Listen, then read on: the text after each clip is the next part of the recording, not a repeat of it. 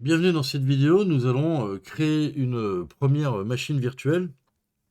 Alors, dans la vidéo précédente, nous avons filtré avec les boutons qui sont ici pour avoir que les offres éligibles à l'offre gratuite. Mais je peux aussi rechercher en haut. Par exemple, si je lui demande Ubuntu et que je valide, il va m'afficher toutes les versions d'Ubuntu qui sont disponibles dans AWS. Et je peux après encore affiner, par exemple, pour demander seulement celles éligibles à l'offre gratuite. Et là, on voit que le choix s'est drastiquement réduit et que donc c'est plus simple pour s'y retrouver. Comme tout à l'heure, nous allons prendre l'Ubuntu Server 22.04 LTS. Je vais donc la sélectionner et je vais lancer donc l'instance pour arriver sur la page de configuration. Je vais lui donner un nom. Je vais l'appeler serveur web 1. Ensuite, je pourrais encore, si je voulais, changer l'image, changer le système que je mets dans la VM, mais bon. Le type d'instance, nous avons déjà vu, donc c'est pour la puissance que l'on veut donner à la machine. Nous restons sur T2 micro, car c'est éligible à l'offre gratuite. Ensuite, paire de clés. Alors, ce sont pour faire des clés de cryptage et décryptage SSH. C'est le seul moyen, à ma connaissance, dans AWS pour pouvoir se connecter à distance au VM. Il est donc très recommandé d'en faire. Si on en avait déjà, on pourrait utiliser une paire de clés de cryptage, décryptage, donc est déjà existante, mais on n'en a pas. Je vais donc créer une paire de clés. Le nom, je vais donc l'appeler ça Web Serve 1. Je vais laisser le cryptage RSA et le format de clé PEM par défaut. Pas de problème. Créer une paire de clés.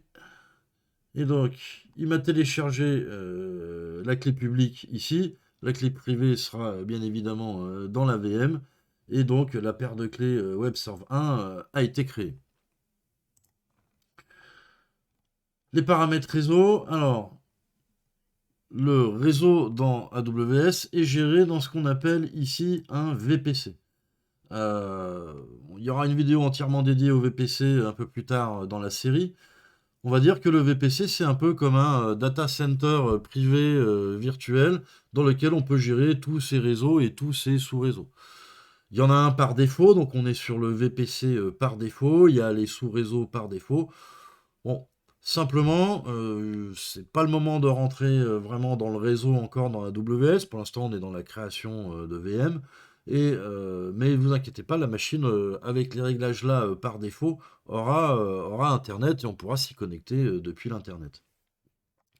Mais donc retenez que un VPC est un ensemble presque comme un data center virtuel à notre disposition dans lequel on peut créer à volonté des réseaux, des sous-réseaux virtuels, gérer les connexions avec l'Internet, etc. Et donc, il y a un VPC par défaut et c'est celui qui est utilisé par défaut aussi dans la création des machines virtuelles. Ensuite, le pare-feu, groupe de sécurité.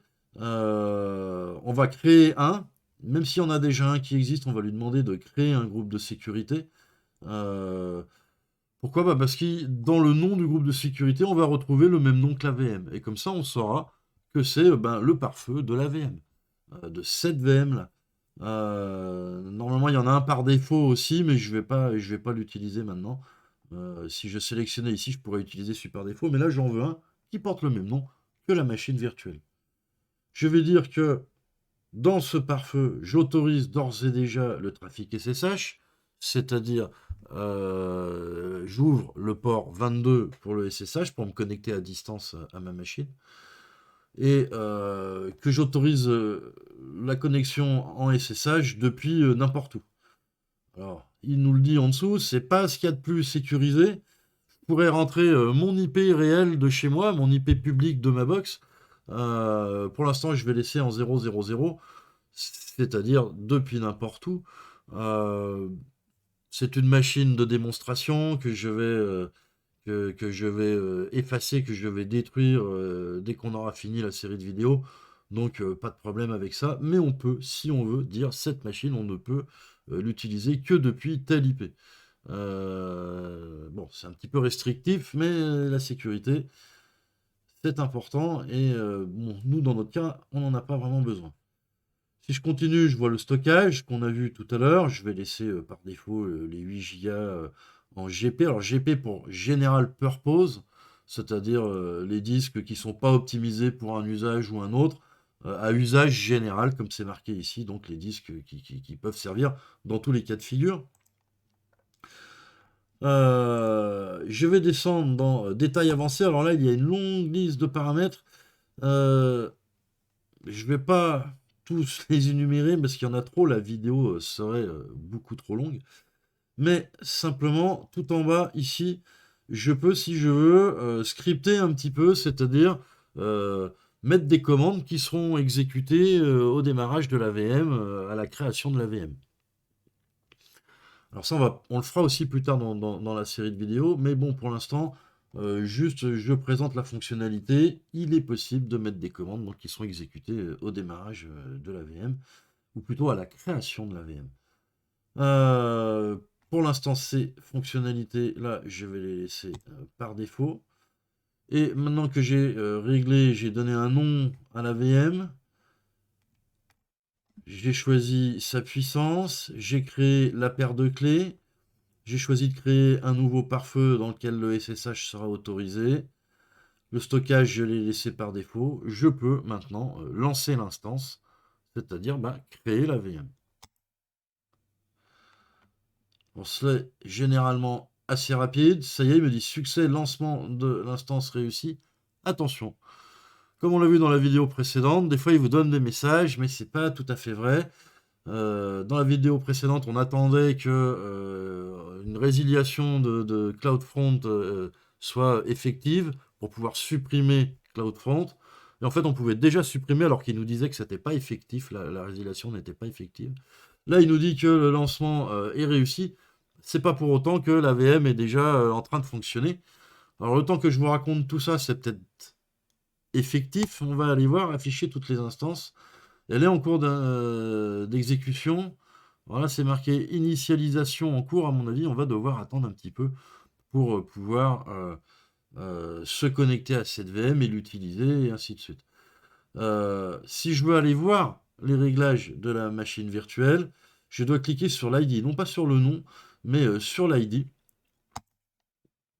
Là, j'ai donc tout un tas encore de réglages, de détails, sécurité, mise en réseau, stockage. Je peux revenir modifier des choses, etc. Bon. Son IP public qui est ici, qu'on va utiliser pour s'y connecter en SSH. Il y a différentes manières de se connecter, mais nous, on restera sur le SSH pour l'instant. Donc, en attendant que la VM, parce que là, est toujours initialisation en cours, je vais refresh un petit peu ici, mais on va attendre que ça soit passé sur, que ça soit fini, l'initialisation. Ceci dit, peut-être que si on testait, même si là c'est marqué initialisation en cours, on arriverait peut-être à se connecter à la VM, faut voir. Mais bon, je vais terminer là cette vidéo, et dans la prochaine vidéo, nous allons donc nous connecter à cette machine virtuelle en SSH et commencer à la paramétrer. Je vous donne donc rendez-vous dans la prochaine vidéo.